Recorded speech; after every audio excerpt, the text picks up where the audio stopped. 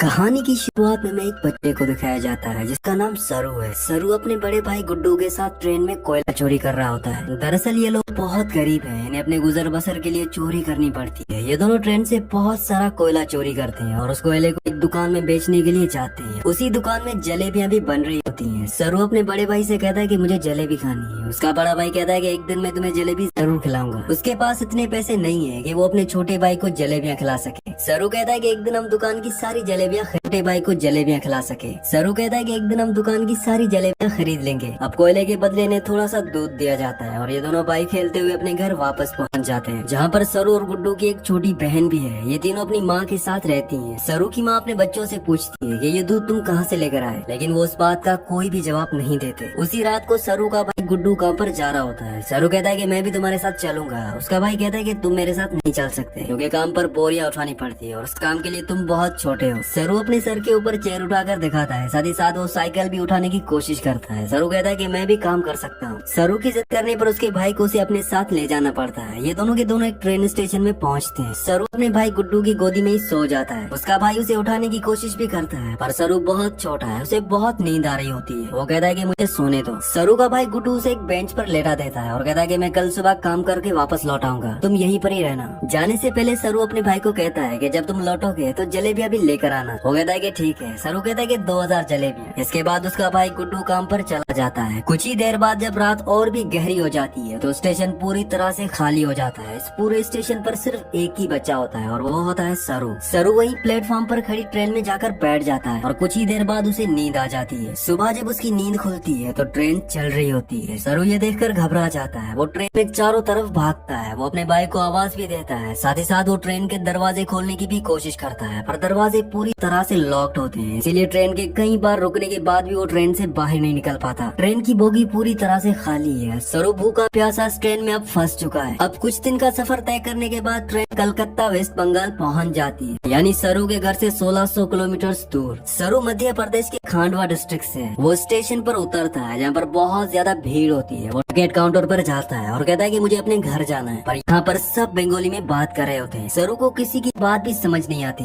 तब वो वहीं स्टेशन पर बैठे अपने जैसे ही कुछ बच्चों के साथ जाकर बैठ जाता है जिनके पास कोई भी घर नहीं होता। पर कुछ ही देर बाद यहाँ पर कुछ लोग आते हैं जो उन बच्चों को उठाकर अपने साथ ले जा रहे होते हैं। सरू किसी तरह से वहाँ से भाग जाता है और वो एक बार फिर से रात के अंधेरे में इस बड़े शहर में पूरी तरह से अकेला है। उसे बहुत भूख भी लगी होती है। वीडियो में आगे बढ़ने से पहले आप सबसे रिक्वेस्ट है कि मेरे 99% व्यूअर्स वीडियो तो देखते हैं लेकिन चैनल को सब्सक्राइब नहीं करते और ना ही वीडियो को लाइक करते हैं। तो आप सबसे रिक्वेस्ट है कि मेरे चैनल को सब्सक्राइब और वीडियो को लाइक लाजमी से कर दिया करें। अगली सुबह सरू ट्रेन के ट्रैक्स पर चल रहा होता है क्योंकि वो अपने घर जाना चाहता है। तभी यहाँ पर एक औरत आती है जिसका नाम नूर होता है। वो सरू से पूछती है कि तुम्हारा घर कहाँ पे है। वो कहता है कि गणेश तल्ले। असल में ये मध्य प्रदेश में इतना छोटा गाँव होता है जिसके बारे में किसी को कुछ नहीं पता होता। नूर उसे अपने घर ले जाती है और खाना खिलाती है और नहाती है। वो कहती है कि कल सुबह एक आदमी आएगा जो तुम्हारी मदद करेगा, वो तुम्हें तुम्हारी मम्मी से मिलवा देगा। अगली सुबह यहाँ पर रामा नाम का एक आदमी आता है। वो सरू की पूरी बॉडी को चेक करता है और नूर को धीरे से कहता है कि तुमने बहुत अच्छे से काम किया। उन्हें ऐसे लड़के की तलाश थी। सरू को इन दोनों पर शक हो जाता है, इसलिए वो मौका देकर इस घर को छोड़कर भाग जाता है। सरू अपने कई दिन हावड़ा बीच के आसपास गुजारता है। उसे हमेशा अपनी मम्मी की याद आती है कि किस तरह से उसकी मम्मी पत्थर तोड़ा करती थी और वो अपनी मम्मी की मदद किया करता था। सरू अपनी मम्मी से बहुत प्यार करता है पर अब वो यहाँ से 1600 किलोमीटर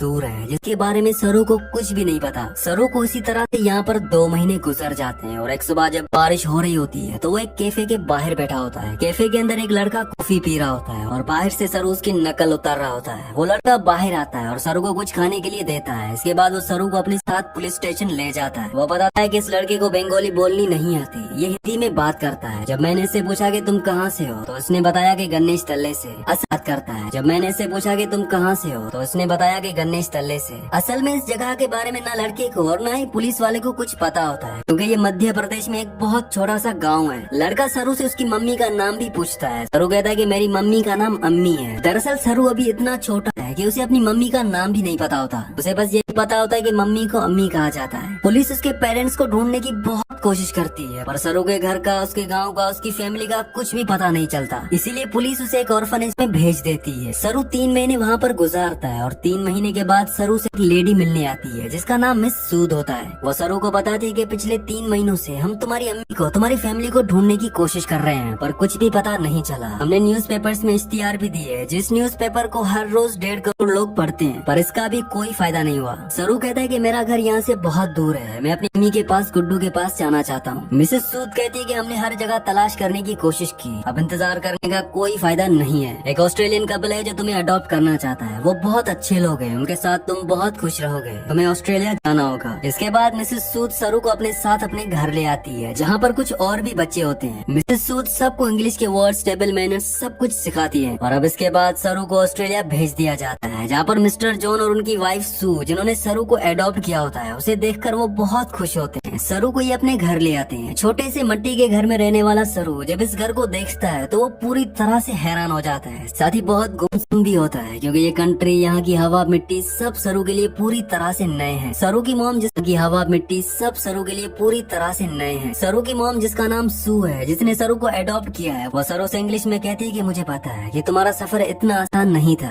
तुम मुझे इस वक्त कुछ नहीं बता सकते, पर एक दिन तुम मुझे सब कुछ बताओगे। सरू धीरे धीरे इनकी लैंग्वेज, इनका लाइफस्टाइल सीखना शुरू कर देता है। बहुत जल्द वो इन सब के साथ कंफर्टेबल हो जाता है। मिस्टर जॉन और उनकी वाइफ सू सरू से अपने बेटे की तरह प्यार करते हैं। वो उसकी जिंदगी में किसी तरह की कोई कमी नहीं होने देते। 1 साल बाद ये एक और बच्चे को अडॉप्ट करते हैं जो इनके साथ एडजस्ट नहीं हो पाता। वो अपने आप को नुकसान पहुंचाना शुरू कर देता है, पर मिस्टर जॉन और उसकी वाइफ इस बच्चे को कंट्रोल करने की, उसे समझाने की कोशिश करते हैं, क्योंकि वो उसकी मदद करना चाहते हैं। उसी रात को मिसेस सू रो रही होती है। सरू उनके पास जाता है और उनके आंसू पोंछता है और उनके गले लग जाता है, यानी कि अब उसने पूरी तरह से उन्हें अपनी मम्मी मान लिया है। अब धीरे धीरे वक्त गुजरता है और 20 साल गुजर जाते हैं। सरू अब बड़ा हो चुका है। मिस्टर जॉन और उनकी वाइफ सू, जो सरू के मॉम डैड है, उनको सरू पर प्राउड होता है। वो होटल मैनेजमेंट की पढ़ाई करने के लिए मेलबर्न जा रहा होता है। वो अपने उस भाई से भी मिलता है जिसे मिस्टर जॉन और मिसेस सू ने सरू के बाद अडॉप्ट किया था, लेकिन ये दोनों एक दूसरे को पसंद नहीं करते। सरू अब होटल मैनेजमेंट की इंट्रोडक्टरी क्लास में पहुंच जाता है, जहाँ पर सब अपने बारे में बताते हैं। सरू कहता है कि वो अपना होटल खोलना चाहता है, साथ ही वो ये भी बताता है कि वो इंडिया में कलकत्ता से है। इसके बाद यहाँ पर जितने भी स्टूडेंट्स होते हैं वो सब के सब हाउस पार्टी रखते हैं, जहाँ पर सरू भी जाता है। यहाँ बहुत सारे इंडियन स्टूडेंट्स भी होते हैं, इसलिए यहाँ पर खाने में बहुत सारा इंडियन फूड होता है। और सरू जब वहाँ पर जलेबियाँ देखता है तो उसे बचपन का वो लम्हा याद आ जाता है, जब उसने अपने भाई गुड्डू से जलेबी खाने के लिए कहा था, और जवाब में उसके भाई गुड्डू ने कहा था कि वो उसे जलेबी जरूर खिलाएगा। सरू ने कहा था कि एक दिन वो सारी जलेबियाँ खरीद लेंगे। सरू को जब ये लम्हा याद आता है तो उसकी आंखों में आंसू आ जाते हैं, और वो अपने दोस्तों को बताता है कि वो कलकत्ता से नहीं है, वो किसी और जगह से। बचपन में वो खो गया था, वो ट्रेन में बैठ गया था, और जब ट्रेन रुकी तो कलकत्ता पहुंच गया था। यहाँ पर एक लड़की उसे पूछती है कि वो ट्रेन में कितने दिनों तक था। सरू कहता है कि 2-3 दिन तक। वो लड़की उसके गांव का नाम पूछती है। सरू कहता है कि गणेश स्थल है, लेकिन सरू को अब ये भी नहीं पता कि वो अपने गांव का नाम अच्छे से प्रोनाउंस कर पा रहा है कि नहीं, क्योंकि उसे हिंदी बोलनी नहीं आती, वो अब सिर्फ इंग्लिश बोल सकता है। यहाँ पर एक लड़का उसे कहता है कि कलकत्ता की हावड़ा ब्रिज थी जहाँ पर तुम बचपन में पहुँचे थे, और वहाँ से हम टाइम और ट्रेन की स्पीड को कैलकुलेट करें और वापस जाएं तो हम तुम्हारे गाँव के आसपास की रेडियस में पहुँच सकते हैं। यहाँ पर एक लड़की उसे गूगल अर्थ के बारे में भी बताती। वो कहती है कि गूगल अर्थ के सहारे तुम दुनिया की किसी भी जगह को ढूंढ सकते हो, लेकिन सरू इस बारे में और ज्यादा बात करने से मना कर देता है। इसके बाद ये पार्टी से निकल जाते हैं। अगली सुबह जब सरू उठता है तो उसे अपने पेरेंट्स की, अपने घर की, अपने गाँव की याद आती है। उसे एहसास होता है कि उसके खो जाने के बाद उसकी मॉम, भाई, बहन उसके लिए कितने परेशान हुए होंगे। इसीलिए वो गूगल अर्थ एप्लीकेशन के जरिए साथ ही साथ स्टेशन से अपने घर की जो दूरी होती है उसकी कैलकुलेशन करके हर तरह से अपने गाँव गणेश तले को ढूंढने की कोशिश करता है, और उसकी सारी कोशिश पूरी तरह से बेकार हो जाती है। अब धीरे धीरे वक्त गुजरता है और 3 साल गुजर जाते हैं। लूसी का और सरू का रिश्ता अब और भी ज्यादा गहरा हो चुका है। असल में ये दोनों एक दूसरे से बहुत प्यार करते हैं, पर सरू आज भी अपनी फैमिली के लिए परेशान है। उसे कई बार अपने भाई की इमेज दिखती है। उसे एहसास होता है कि उसका भाई उसे कह रहा है कि उसे घर चले जाना चाहिए। सरू अपनी फैमिली की यादों में उन्हें ढूंढने में इतना खोया होता है कि धीरे धीरे वो लूसी से अलग हो जाता है। वो लूसी से कहता है कि तुम मुझसे बेहतर इंसान डिजर्व करती हो। लूसी और सरू अलग हो जाते हैं। अब कई महीनों के बाद लूसी को सरू अब एक दिन एस्केलेटर पर देखता है तो वो उसे बात करता है और उसे कहता है कि वो उसे बहुत मिस करता है। इसके बाद एक बार फिर से ये दोनों एक दूसरे के बहुत क्लोज हो जाते हैं। लूसी सरू से कहती है कि तुम्हें अपनी मॉम के पास जाना चाहिए, उन्हें तुम्हारी जरूरत है। सरू अपनी मॉम के पास जाता है जिनकी तबीयत बहुत खराब होती है। सरू को आज तक ये लगता था कि उसकी मॉम ने उसे अडॉप्ट इसलिए किया क्योंकि वो कभी माँ नहीं बन सकती, पर सू सरू को बताती है कि मैं माँ बन सकती थी, पर मैंने और तुम्हारे डैड जॉन ने ये डिसाइड किया था कि हम 2 बच्चों को अडॉप्ट करेंगे क्योंकि इस दुनिया में बहुत सारे ऐसे बच्चे हैं जिन्हें माँ बाप की फैमिली की जरूरत है। वो सरू को अपने बचपन का एक एक्सपीरियंस भी बताती है। वो कहती है कि मेरे डैड बहुत ज्यादा अल्कोहल पीते थे, वो एक अच्छे इंसान नहीं थे, मैं हमेशा डरी डरी रहती थी, और एक दिन जब मैं अपने घर के पीछे गई तभी मुझे खेत के दूसरी तरफ एक बच्चा दिखा जिसकी ब्राउन स्किन थी, और अगले पल वो बच्चा मेरी साइड में खड़ा था। उस पर मुझे एहसास हो गया कि अब मेरी जिंदगी में सब कुछ ठीक होगा। फिर तुम और तुम्हारा भाई मेरी जिंदगी में आए, लेकिन अब तुम मुझसे बात नहीं करते, मुझे तुम्हारी जरूरत है। सरू को यहाँ पर एहसास होता है कि उसे अपनी मॉम का साथ देना चाहिए, और साथ ही वो अपनी बायोलॉजिकल मदर को भी ढूंढना चाहता है, अपने भाई को भी ढूंढना चाहता है। इसीलिए वो एक बार फिर से गूगल अर्थ पर अपने गाँव को ढूंढने की कोशिश करता है, और जब वो इंडिया के अलग अलग हिस्सों को जूम करके देखता है तो उसे वो जगह दिख जाती है जहाँ पर उसकी मॉम पत्थर तोड़ा करती थी। इसके बाद वो धीरे धीरे आसपास की पूरी एरिया को सर्च करता है और उसे अपना गांव जिसका नाम गणेश तल्ले है वो मिल जाता है। उसे पता चल जाता है कि उसका गांव मध्य प्रदेश के खांडवा डिस्ट्रिक्ट में। इस बात से वो बहुत खुश होता है। वो ये बात लूसी को और अपनी मॉम को भी बताता है। उसकी मॉम भी उसके लिए बहुत खुश होती है क्योंकि उसकी मॉम और उसके डैड चाहती है कि वो इंडिया जाकर अपनी फैमिली से मिले।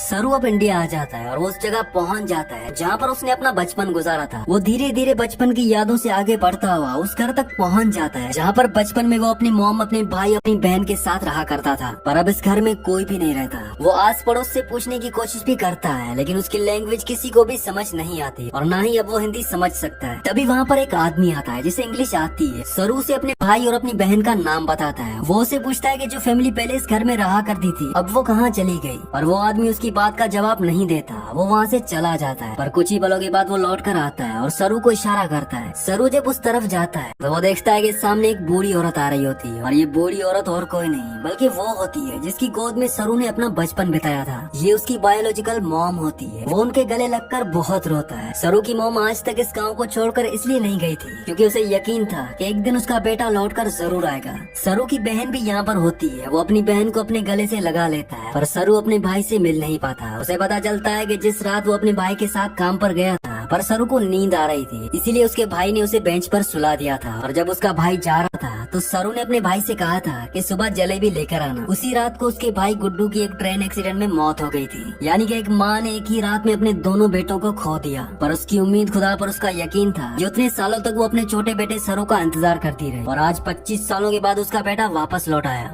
सरू उसके बाद ऑस्ट्रेलिया में अपने मॉम और डैड को कॉल करता है। उन्हें बताता है कि मुझे मेरी फैमिली मिल गई, पर इससे कुछ भी नहीं बदलता। आज भी आप मेरे लिए वही हो जो पहले थे, आप मेरे मॉम डैड हो। इसके बाद सरू उन सभी जगहों पर जाता है जहाँ पर वो अपने भाई के साथ खेला करता था, और इन जगहों पर जाकर उसे बचपन की याद आ जाती है जब वो इन्हीं रास्तों पर अपने भाई के साथ चला करता था। सरू को यहाँ पर एक और बात पता चलती है कि उसका नाम सरू नहीं बल्कि शेरू है, जिसका मतलब होता है लायन। आखिर में कुछ असली फुटेज दिखाई जाती है जिसमें सरू के वो माँ बाप जिसने उसे अडॉप्ट किया था वो इंडिया आते हैं। इंडिया में जो सरू की बायोलॉजिकल मॉम होती है वो उन्हें अपने गले से लगा लेती है। इसी के साथ इस मूवी का, इस सच्ची कहानी का एंड हो जाता है। अगली कहानी आप किस मूवी पर सुनना चाहते हैं मुझे नीचे कमेंट्स में जरूर बताना, और अगर ये वीडियो आपको पसंद आई हो तो इस वीडियो को लाइक लाजमी से कर देना और चैनल को भी सब्सक्राइब कर देना।